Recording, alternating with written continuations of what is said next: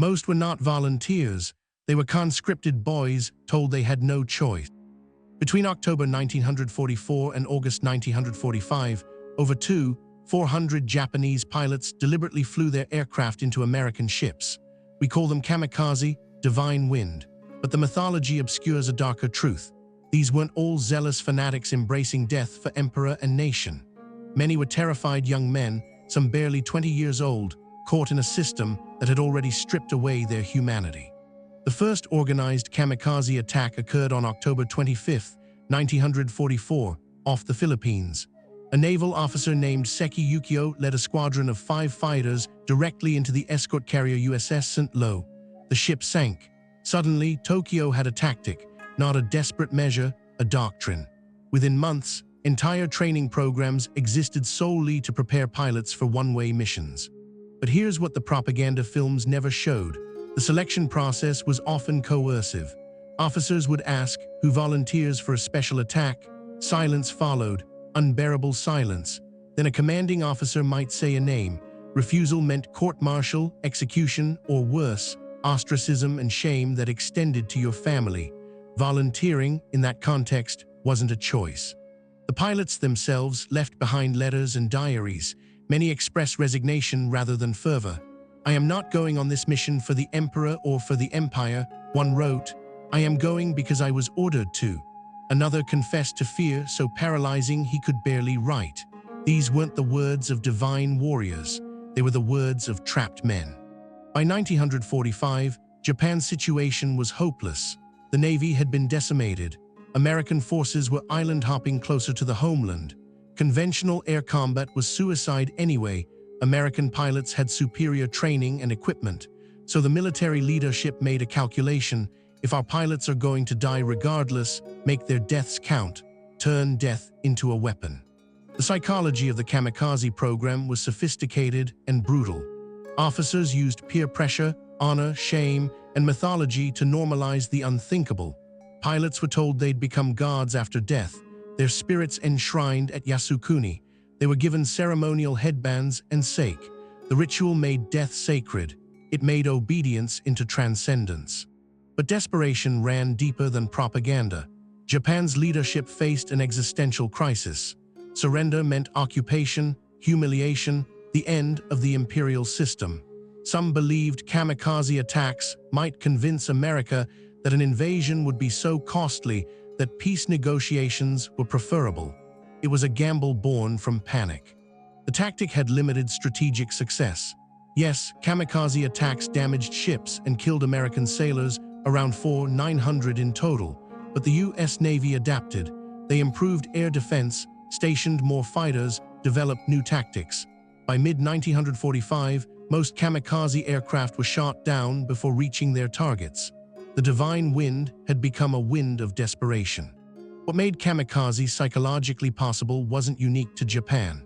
It was the intersection of 3 forces: military hierarchy that brooked no dissent, a culture that valorized honor and duty above individual life, and a government so invested in victory that it sacrificed its own youth without hesitation. Strip away the emperor and the shrine, and you find universal human vulnerabilities. Training for kamikaze pilots was minimal. Some received only weeks of flight instruction before their final mission. They weren't elite warriors, they were bodies. The military needed pilots faster than they could be trained, so standards collapsed. Boys who'd never flown combat missions were loaded into aircraft and pointed at ships. The last wave of kamikaze attacks came in August 1945, days after Hiroshima and Nagasaki. The war was already lost. Japan's government knew it, yet pilots still flew, still died, not because of divine wind or spiritual awakening, but because the machinery of command had its own momentum. Stopping it would have required admitting failure. Survivor accounts reveal the human cost of this mythology. Some pilots' aircraft malfunctioned and they crash-landed. They survived their own suicide missions. The shame they experienced was profound. They'd been told they'd become gods. Instead, they were court-martialed or sent on second missions, denied even the dignity of a noble death. American soldiers who faced kamikaze attacks experienced their own psychological trauma. Watching an aircraft deliberately plummet toward your ship, knowing the pilot had chosen to die, created a kind of existential horror. It challenged Western assumptions about survival instinct and rational self-preservation. It made the enemy seem inhuman, which was precisely what propaganda on both sides intended. The Kamikaze program ultimately claimed around 4,000 pilot lives. Some estimates run higher. Most achieved nothing strategically. They didn't change the outcome of the war or save Japan from defeat. What they did accomplish was create a persistent myth. The myth that Japan's soldiers were uniquely willing to die for their nation, that honor and duty transcended survival itself. Post-war, Japan's government and military culture worked hard to preserve this mythology. Kamikaze pilots were enshrined as heroes, their sacrifice sanitized and spiritualized. The coercion, the fear, the conscription, these details were quietly buried. It served a useful narrative. Japan lost nobly, not desperately. But the truth, preserved in letters and diaries and survivor testimony, tells a different story. It's a story about how institutions can weaponize culture and psychology against their own people. How shame and honor can be twisted into tools of coercion.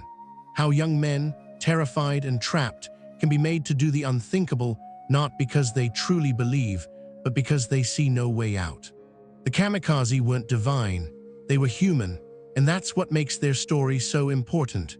Not as mythology, but as a warning about what happens when desperation, hierarchy, and propaganda converge. When governments stop seeing soldiers as people and start seeing them as expendable tools.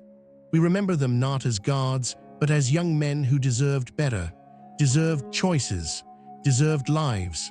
Understanding their psychology, the pressure, the coercion, the fear, honors them more truthfully than any shrine ever could. Subscribe for more untold stories from the Second World War, the ones history books gloss over but deserve to be remembered.